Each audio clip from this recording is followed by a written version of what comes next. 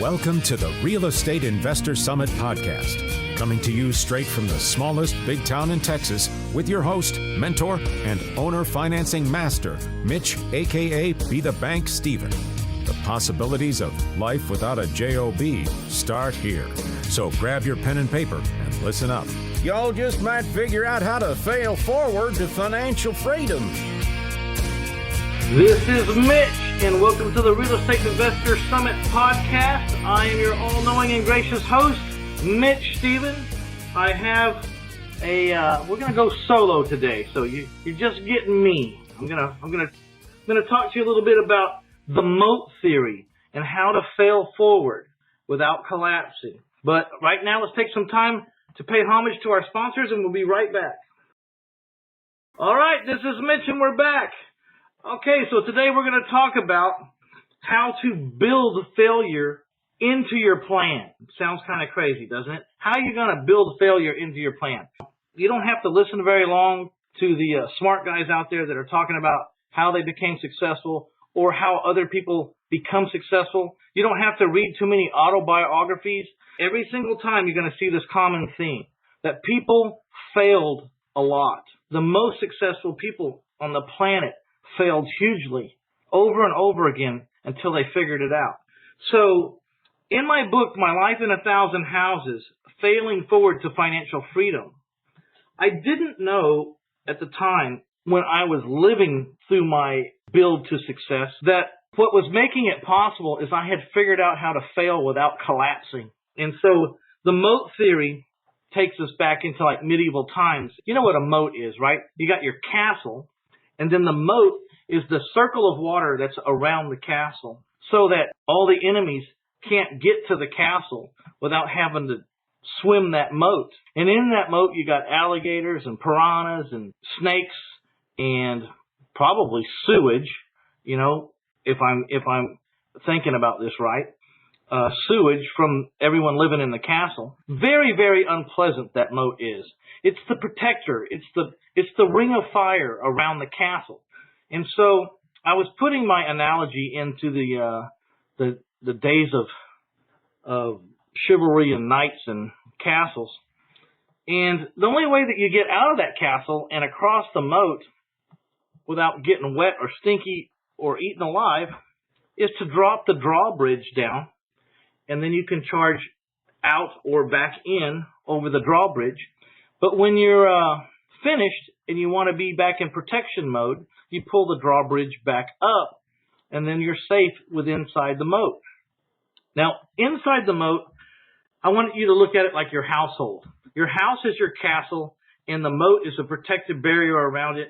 And I describe in the moat theory that inside that moat is everything you need to live comfortably. You got your chickens, your horses, your car, your insurance, your air conditioning, your roof, your food, anything that a normal, modest household would have to pay for. That's what I'm calling your castle and what's inside your moat. And so in order to talk about how to fail forward, we've got to talk about how to get in a position where you can fail and not collapse. Now, I once heard a financial speaker, they were talking, I don't know if I read it in a book or if I saw it at a seminar or if someone was speaking, but I heard the definition of financial freedom, and it started to change my life. You've probably all heard that saying, the teacher will appear when the student is ready. I think I was ready to go to another level when I heard a person say that their definition of financial freedom was, financial freedom happens when your wants and your needs are exceeded by your passive income. I'll say it one more time because it's a really important sentence. Financial freedom happens when your wants and your needs are exceeded by your passive income. Man, when I heard that sentence, it started to haunt me. I mean, I couldn't let it go because I was having all this revelations about what that sentence really meant. And so the number one thing that I got out of it right off the bat, which was quite a revelation to me at the time, was that being financially free and being rich or wealthy are not even remotely close to the same thing. See, I always thought that people that use the word financially free, people that use those words were rich, and that was a really huge, huge accomplishment. And while being financially free is certainly a big accomplishment, it wasn't as big as what I had in my mind, because the other thing the statement said was I controlled the bar. So if everything it took to run my castle was modest, like if I needed $4,500 a month to pay for everything inside the moat, then I mean that's not rich. And then I thought, well, I controlled the bar. So in the name of financial freedom, I scuttled some of my expenses and got my expenses from $4,500 a month down to $3,500 a month. Now, granted, I was writing this book, My Life in 1,000 Houses, Failing Forward to Financial Freedom, in like 2000, and it came out in 2008, and I was writing about a 10 or 15 year period before that. So I'm writing about a period like 1996, 1997, 98, 99, 2000. And that was what my overhead was at the time. And so I just wanted to put the $3,500 per month overhead in context with it's around 1996, 1997. And so I lowered my bills. I scuttled some of my expenses, not because I was going to live that way forever. I mean, it wasn't. I was just lowering the amount of my expenses so that I could get freer faster. And here's why it was so important to get free. Because the third thing that I started to calculate was that if true wealth was in the cards for Mitch Stephen, then it would probably happen. It would most likely happen. I would have the best chance for it to happen after I got financially free. And this is why. Because once you become financially free, you don't have to give up all those hours that you're putting in for your boss at that job, that job. You don't have to have a job anymore. I mean, to become financially free, I needed to get $3,500 a month coming to my mailbox every month without fail, so that I didn't have to have a job, because that would pay my bills. Now, I picked the number 2,600 hours a year because I think that responsible people, energetic people who have what it takes to become financially free, even if they have an 8-hour job a day, they're not going to work just 8 hours. They're going to work 10 hours, 11 hours, 12 hours. So I picked 2,600 hours a year that you will have to dedicate to yourself instead of some other job that's just barely getting you by. You can go work for free. You can immerse yourself and hang around people that are in positions that you wish you were in. People that have been successful, you can stay with them. And if you don't make any money, you can hang out with them all month because your castle's paid for inside that moat because you generated, $3,500 a month to come in my case. And so then the last revelation was, after all this was put together in my mind, was that, I can stop all this huge thinking right now and trying to take on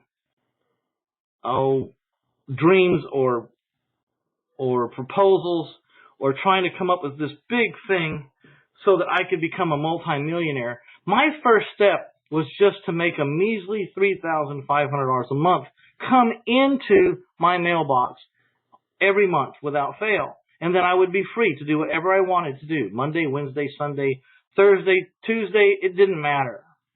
I could do whatever I wanted to do. And I knew in my own heart that I wanted to be wealthy or wanted to be successful. And I knew that I would take that 2,600 hours a year and learn how to make real wealth. And so all the big thinking, all that stuff just went out the window. It took me less than a year. I want to say it took me like 8 months using owner financing strategy to buy houses with other people's money and owner finance to sell to my buyers, requiring a down payment and monthly payments for 15, 20, 25, 30 years. It took me about 8 months, I think, to get to that $3,500 mark.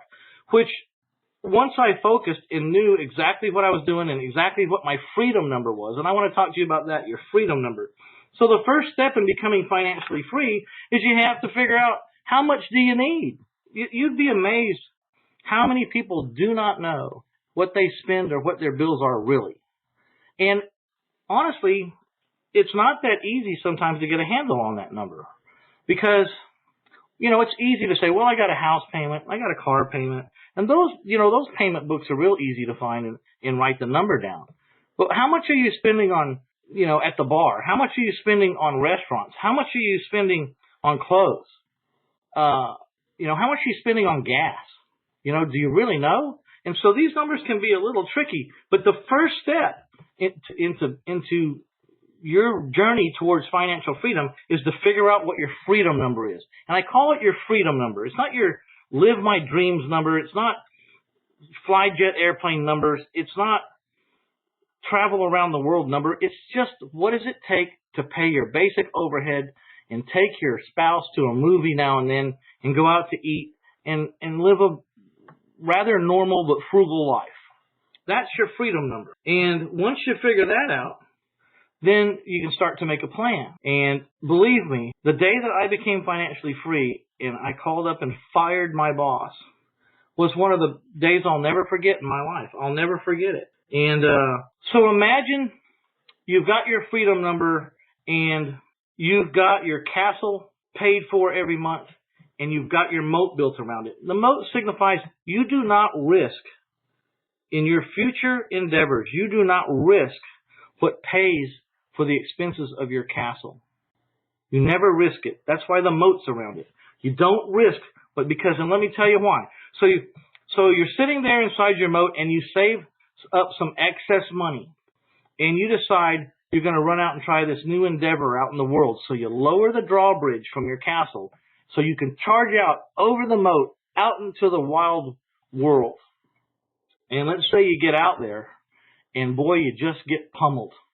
I mean, they had weapons that shot further than you thought, that were faster, and their horses were faster than you thought, and you just got outgained. I mean, you simply got outgained.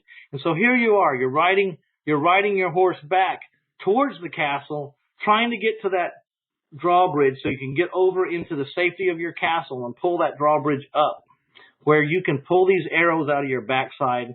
You can start to heal, and because your castle and everything inside that moat is paid for, you can relax,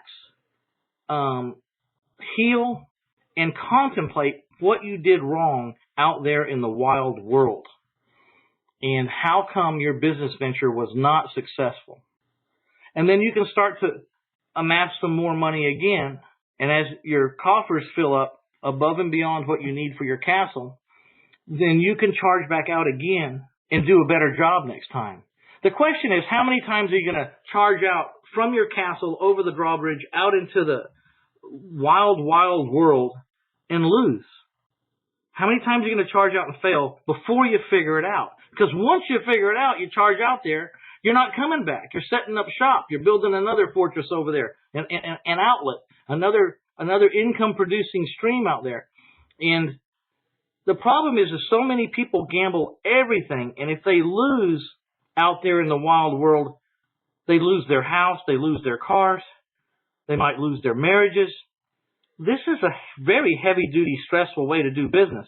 And I would venture to say that you make very bad decisions when you're under that kind of stress.